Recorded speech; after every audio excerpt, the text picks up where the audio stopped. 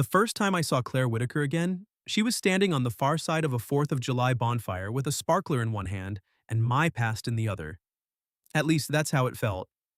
I was 34 years old enough to know better than to stare across a field like some heartbroken kid. But there I was, holding a paper plate with a hot dog I'd forgotten to eat, watching the girl who had once kissed me behind the high school gym laugh at something my sister said. My name is Miles Carter.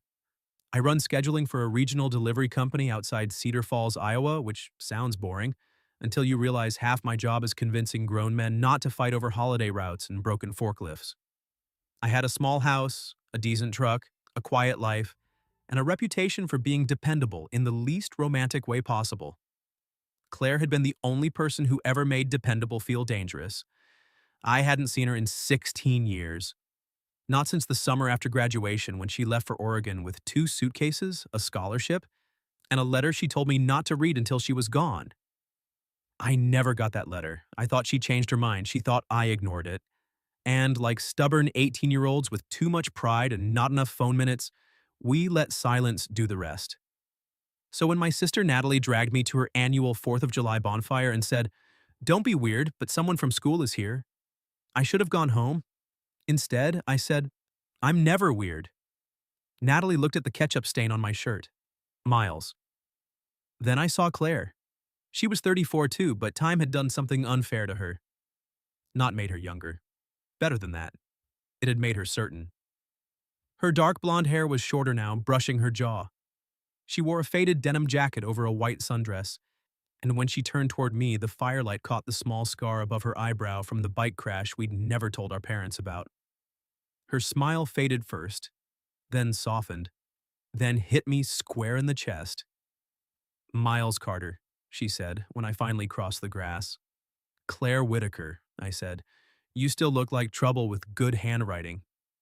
She laughed, and just like that, 16 years folded in half. "You still talk like you're trying not to say what you mean. That's called Midwestern charm." "No," she said, eyes warm. "That's called fear." I should have had a clever answer. I had nothing. Around us, kids chased glow sticks, neighbors argued about the best way to grill corn, and fireworks cracked somewhere beyond the tree line. But Claire and I stood there in the orange light like the whole county had stepped back to give us room. She told me she was in town for a month helping her mother recover from knee surgery. She worked as a graphic designer in Portland now, divorced, no kids. She said that last part quickly, like ripping off a bandage. I said I'd never married. Her eyebrows lifted. "Never?" "Came close once." "What happened?" I looked at the fire. She wanted someone who didn't keep half his heart in a locked drawer. Claire's sparkler burned down to smoke. For a second, neither of us moved. Then she touched my arm, light as a question. "Did you ever find what I left in your truck?" The noise around me disappeared. "My truck?" I said. "The blue Chevy, graduation night." Her voice lowered. "I left something under the driver's seat before I left town." I stared at her, my pulse suddenly loud. Because that truck hadn't been mine for 15 years. And whatever Claire had left in it, I had never found. Claire's face changed when she realized I wasn't pretending. "You never found it?" she asked.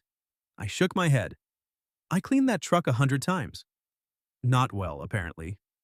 Her attempt at a joke landed soft and broken between us. "What was it?" I asked. She looked past me toward the bonfire where Natalie was pretending not to watch us. "A cassette tape." "A tape?" "And a note." There it was. The missing letter, except worse, because it had been inches from me for months, maybe years. Hidden under a seat while I drove to work, to parties, to the edge of town to sit by the river, and wonder why Claire hadn't said goodbye. "What did the note say?" I asked. Her mouth tightened. "That if you wanted me to stay, I would." The words hit harder than any firework. I actually stepped back. Claire wrapped her arms around herself, though the night was hot. I know it was unfair, dramatic, very 18. "No," I said too quickly. "No, Claire, I thought you left without looking back. I thought you found it and let me go." We stood there, 2 adults staring at the ruins of a teenage misunderstanding that had somehow survived longer than most marriages. A rocket burst overhead, red spilling across her face. "What was on the tape?" I asked. Her smile was small and embarrassed. "Songs, me talking between them, telling you things I was too scared to say out loud." I remembered that old blue Chevy, torn bench seat, rust over the wheel wells, a radio that worked only when it rained. I'd sold it to Dale Mercer for $800 when the transmission started slipping. "Dale," I said.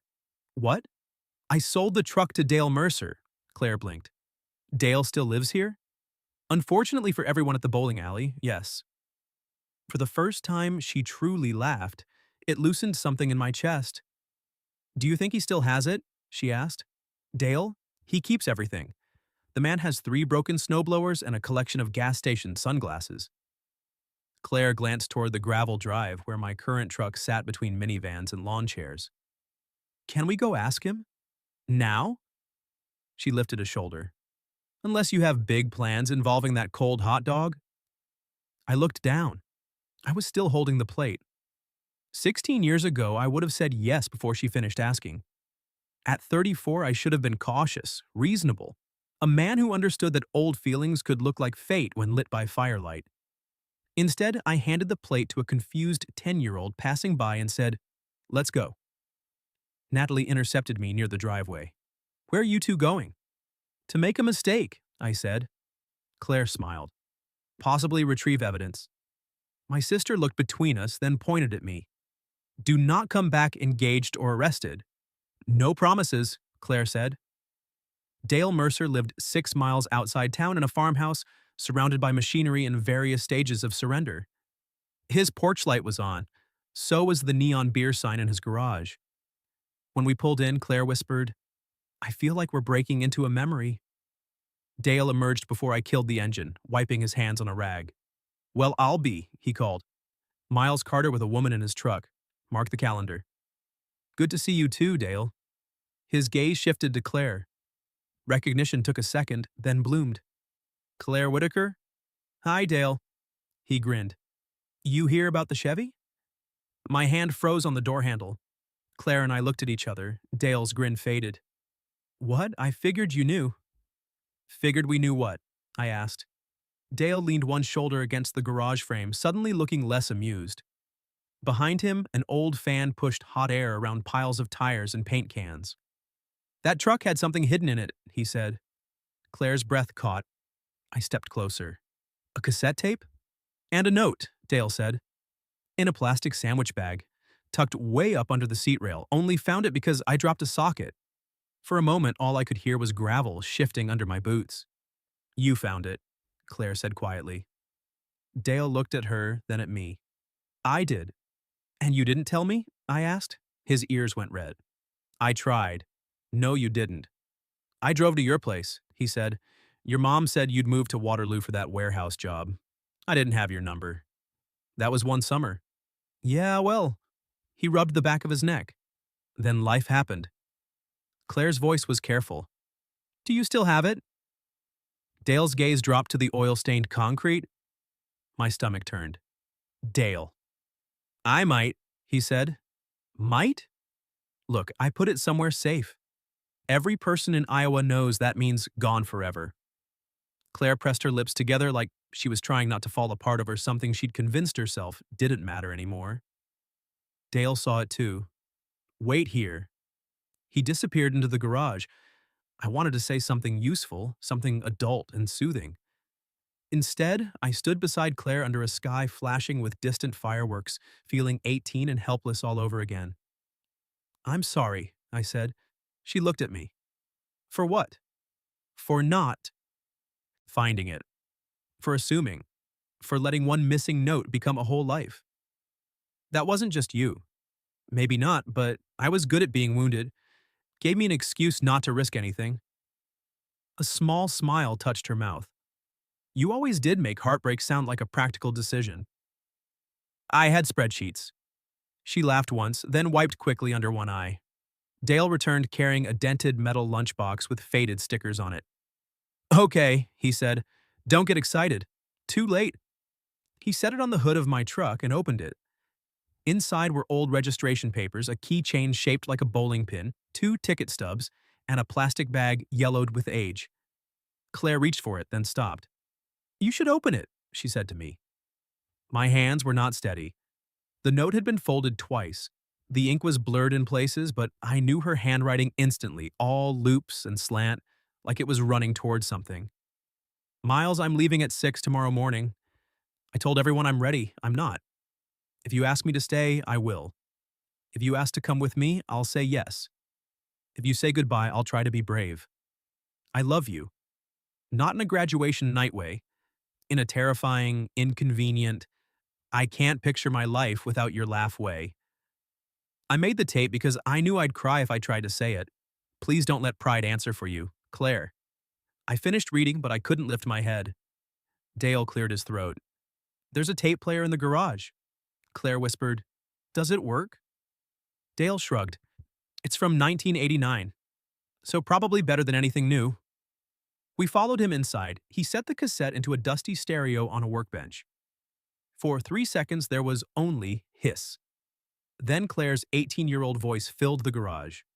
"Okay, Miles, if you're listening to this, it means I was brave for once." Claire made a sound beside me, half laugh, half hurt.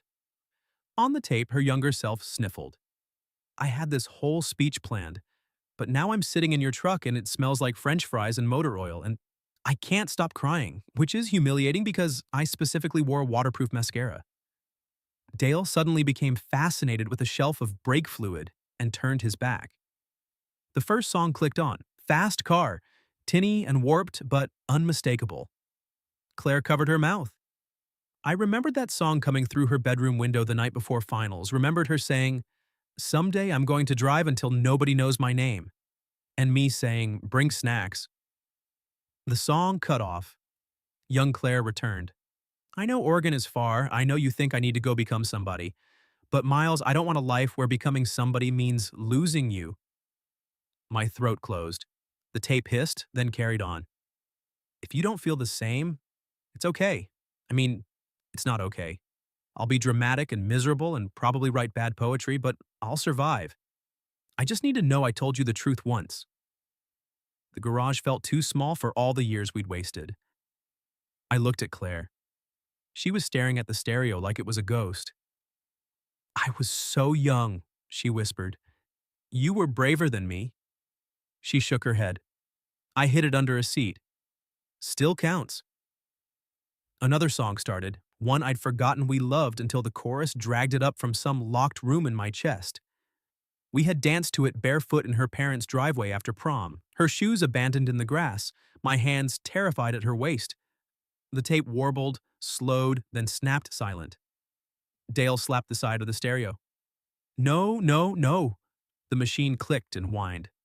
"Turn it off," I said. Dale hit stop. For a second, no one moved. "There was more," Claire said softly. "I remember. There was more." Dale ejected the cassette. A loop of brown tape sagged from the bottom like a torn ribbon. "I can fix it," he said quickly. "Maybe. Pencil trick. Splice it. I got stuff." "It's okay," Claire said. But it wasn't. Not really. The note had changed the past. The tape had brought it breathing into the room. And now, just like before, we were left with something unfinished. I picked up the cassette carefully. "Can I keep it?" Claire looked at me. "I missed it once," I said. "I don't want to miss it twice." Her eyes shone in the fluorescent garage light. "Miles!" Dale coughed. "I'm going to go pretend I need something in the house." When he left, the silence he left behind was enormous. "I don't know what we'd do with this," Claire said. "Me neither. I have a life in Portland. I have a mortgage and a dentist appointment Tuesday." That startled a laugh out of her. Then she stepped closer. "Back then, I wanted you to ask me to stay. I know. What would you have said if you'd found it?" The answer came so fast it scared me. "I would have asked to go with you." Claire closed her eyes. "And maybe we would have ruined each other," I added. "Maybe we would have lasted 6 months and come home broke. Maybe. But I would have chosen you." A firework burst somewhere outside, rattling the garage window. Claire opened her eyes. "And now?" My phone buzzed before I could answer. Natalie's name lit the screen. I ignored it. It buzzed again. Then a text appeared. "Where are you?" Mom fell. Ambulance coming. The world lurched hard back into the present. Claire saw my face. What happened? My mom. She grabbed my keys from the workbench and pressed them into my hand. Go. I looked at the cassette, then at her. I'll come with you, she said. And just like that, the question of 16 years became the road in front of us. At the hospital, my mother was sitting up in bed arguing with a nurse about whether a little fall required all this fuss. She had fractured her wrist, bruised her hip, and scared 10 years off Natalie and me. Claire stayed. Not in the room at first.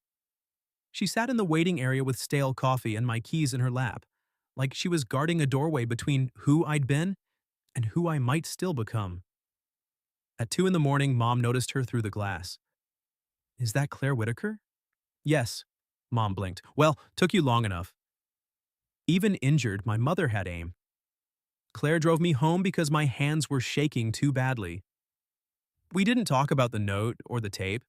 We talked about prescriptions, ice packs, Natalie's panic cleaning, and whether my mother would obey doctor's orders, which we both knew she wouldn't. At my driveway, Claire put the truck in park but didn't turn it off. I leave in 3 weeks, she said. I know. I can't promise simple. I'm not asking for simple. What are you asking for? I looked at her, really looked. Not at the girl from the cassette. Not at the life I'd imagined and mourned. At Claire now, tired and beautiful under the dashboard lights. A chance to answer for myself this time, I said. Her eyes filled. So I did what 18-year-old me had been too proud and too late to do. I reached for her hand. Stay for breakfast, I said. She laughed through a tear. That's your big romantic line? I'm working up to Oregon. She stayed for breakfast. Then for my mother's follow-up appointment. Then for a week of porch coffee, cautious honesty, and long walks where we told the truth about the people we'd become. She went back to Portland at the end of July, but this time there was no silence. There were calls during lunch breaks, photos of ordinary things, plane tickets bought too early because waiting felt foolish. Dale fixed the cassette in September. He mailed it in a padded envelope with a note that said, "Don't be idiots twice." Claire and I listened to the rest of it together on my living room floor, her head against my shoulder. Near the end, her young voice trembled and said, "If we find each other later, I hope we're kind. I hope we don't punish each other for being scared." Claire cried then. So did I. By the following spring, she had moved her design work remote and rented a little yellow house 3 streets from mine. We didn't pretend lost years didn't matter. They did. But they stopped being a wall and became a field we crossed slowly, hand in hand. 1 year after that bonfire, Natalie hosted the 4th again. Dale brought the old blue Chevy on a trailer as a joke, rusted and ridiculous, with a ribbon tied around the mirror. Claire and I sat in its torn bench seat after dark while fireworks opened over the cornfields. She slid a new cassette under the driver's seat. "What's that?" I asked. She smiled. "Something for you to find." This time, I didn't wait 16 years. I reached down, found it, and kissed her while the sky burned red, white, and gold above us. If you've ever wondered what someone left behind for you, tell me in the comments. I still believe some things are worth going back to find. What would you have done if something like, at the 4th of July bonfire, my first love asked me, "Did you ever find what I left in your truck?" happened to you?